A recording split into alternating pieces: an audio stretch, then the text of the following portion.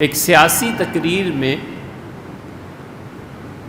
یہ ارشاد فرماتے ہیں کہ حضور اقدس صلی اللہ علیہ وسلم کے سامنے ایک مقدمہ پیش ہوا تھا اور آپ نے حکم دیا تھا کہ اس سے تھپڑ مارا ہے کیونکہ تمہاری اس کی چادر طواف کے دوران تمہارے پاؤں کے نیچے آ گئی ہے، تو تم بھی اسے تھپڑ مارو۔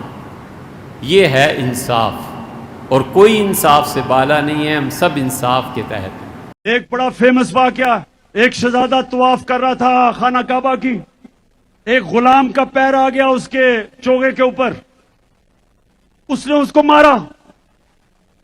غلام نے جا کے نبی صلی اللہ علیہ وسلم کو بتایا کہ میرے سے غلطی سے پیر آ گیا اور اس نے مجھے مارا۔ نبی صلی اللہ علیہ وسلم نے شہزادے کو بلایا اور غلام کو کہا کہ واپس مارو اس کو، کسی کو اجازت نہیں، کوئی قانون کے اوپر نہیں۔ حضور اقدس صلی اللہ علیہ وسلم نے فیصلہ فرمایا تھا یہ پکا جھوٹ ہے، پکا جھوٹ ہے، قیامت تک ثابت نہیں ہو سکتا کہ حضور اقدس صلی اللہ علیہ وسلم نے یہ فیصلہ فرمایا۔ سمجھے؟ جو ان کے معلم ہیں نا، اور جو جھوٹی روایتیں انہیں سناتے رہتے ہیں، اسی لیے ہم کہتے ہیں کہ مت حضور صلی اللہ علیہ وسلم پہ جھوٹ بول۔ نبی کریم صلی اللہ علیہ وسلم بیتن فی النار، جہنم میں اپنا گھر بنا لے گا جو مجھ پہ جھوٹ بولے گا۔ وجہ اس کی ہے کہ حدیث سے حکم ثابت ہوتا ہے۔ حضور اقدس صلی اللہ علیہ وسلم نے کب کسی کو ایسے کیا؟ اور عمر تو ساری تم برباد کرتے ہو خدا کی نافرمانی میں، اب تمہیں یاد آتی ہیں روایات، اب مذہب کا بھی سہارا لینا ہے، مذہب کا بھی ٹچ دینا ہے، تو جھوٹ بکو۔ حضور اقدس صلی اللہ علیہ وسلم پہ کون روکنے اور پوچھنے والا ہے؟ سرکار جو مرضی کرے، یہ آزادی ہے۔ جنہوں نے سنایا ہے ان کو جا کے پوچھو، ہم سے کیوں پوچھتے ہو بھیا؟ یہ پکا جھوٹ ہے حضور اقدس صلی اللہ علیہ وسلم۔ 2 منٹ کی بات اور بھی عرض کر دیں، یہ احسان سمجھیں۔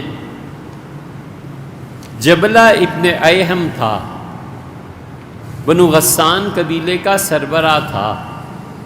طبقات ابن سعد میں آئی ہے روایت، اور یہ روایت کئی مرتبہ ہمارے مختلف بیانات میں ریکارڈ پہ بھی آئی ہوئی ہے، سن لینا اسے جا کے۔ جبلہ ابن ایہم نے حضور اقدس صلی اللہ علیہ وسلم نے قبیلہ غسان کے سربراہ کو خط لکھا تھا، گرامی نامہ جیسے ایران لکھا تھا، مصر لکھا تھا، ان کو بھی لکھا تھا، تو یہ مسلمان ہو گئے، اور انہوں نے حضرت رسالت مآب صلی اللہ علیہ وسلم کے لیے تحفہ بھی بھجوایا۔ پھر حضرت ابوبکر رضی اللہ عنہ کا دور آیا، یہ مسلمان ہی تھے۔ پھر سیدنا عمر رضی اللہ عنہ کا دور آیا، اور غالباً سیدنا عمر رضی اللہ عنہ نے یہ جملہ ان سے کہا تھا یا کسی سے کہا تھا، لیکن فرمایا تھا کہ مدینے آؤ اور تمہیں حضور صلی اللہ علیہ وسلم کے مزار مبارک پہ روضہ شریف پہ لے چلو۔ یہ قبر ایسے ہی نہیں تھی جو وہابی کہتے ہیں، حضور اقدس صلی اللہ علیہ وسلم کی قبر مبارک کا شرف ہے، عزت ہے۔ حضرت رسالت مآب صلی اللہ علیہ وسلم کی قبر اللہ کی رحمتوں کے نازل ہونے کی جگہ ہے۔ انہوں نے اللہ کا نام سکھایا ہے، انہوں نے مہربانی کی ہے، ان پر وحی آئی ہے، ان کی وجہ سے ہم مسلمان۔ تو سیدنا عمر رضی اللہ عنہ کے دور میں یہ آئے ہیں،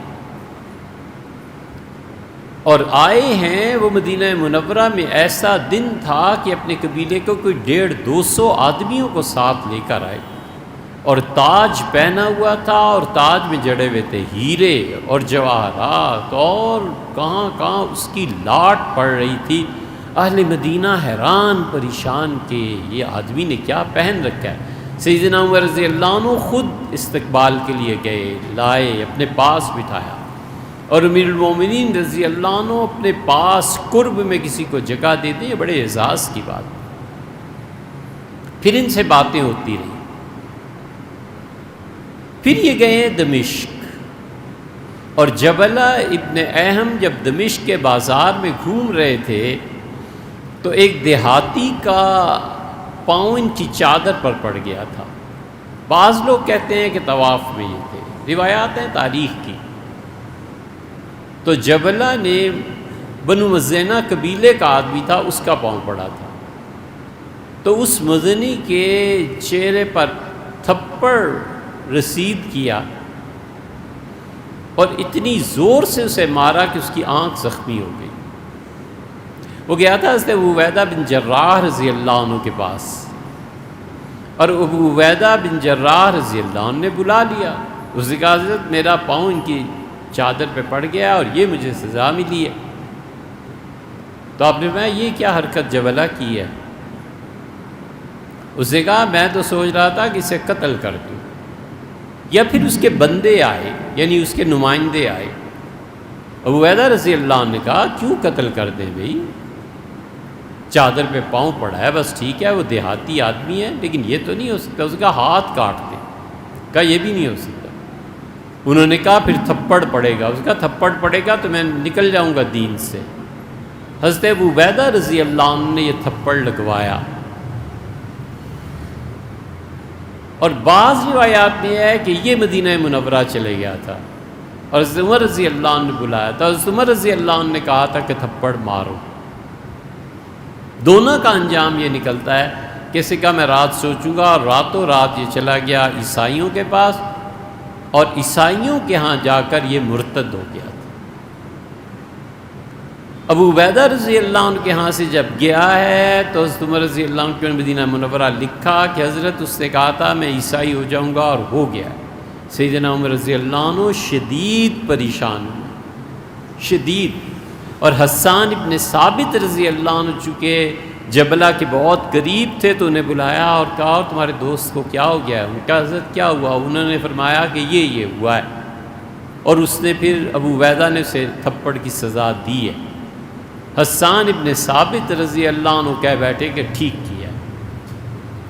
حضرت عمر رضی اللہ عنہ کو شدید دکھ تھا کہ مرتد ہو گیا، عیسائی ہو گیا، کچھ اور سوچنا چاہیے تھا کہ کہہ رہا ہے ایک بندہ کہ میں عیسائی ہو جاؤں گا، ہو جائے گا عیسائی، تو کتنی بری بات ہے کہ ایک اسلام سے نکل کے کافر ہو گیا۔ تو وہ تو اس غم میں تھے، غصے میں تھے کہ یہ ہوا کیا۔ حسان ابن ثابت رضی اللہ عنہ نے کہہ دیا کہ ٹھیک ہوا ہے۔ حضرت عمر رضی اللہ عنہ اٹھے اور درہ مارا حسان ابن ثابت کو کہ کیا کہتے ہو ٹھیک ہو گیا۔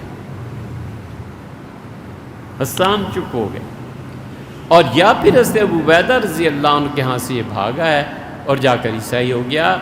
اور حضرت عمر رضی اللہ عنہ کے ہاں کا اگر واقعہ تسلیم کر لے تو اس کی روایت کے آخر میں یہ بھی آتا ہے کہ سیدنا عمر رضی اللہ عنہ نے کہا میں ایسی بات آئندہ نہیں کروں گا۔ اس لیے انصاف سب سے اوپر رہتا ہے، غالب رہتا ہے۔ امیر المومنین رضی اللہ عنہ کا یہ جملہ کہاں گیا کہ میں آئندہ ایسا فیصلہ نہیں کروں۔ تو اس سے پتہ چلتا ہے کہ ایسے سچ نہیں بولنے چاہیے جس کی وجہ سے دوسروں کو جھوٹ بولنا پڑے۔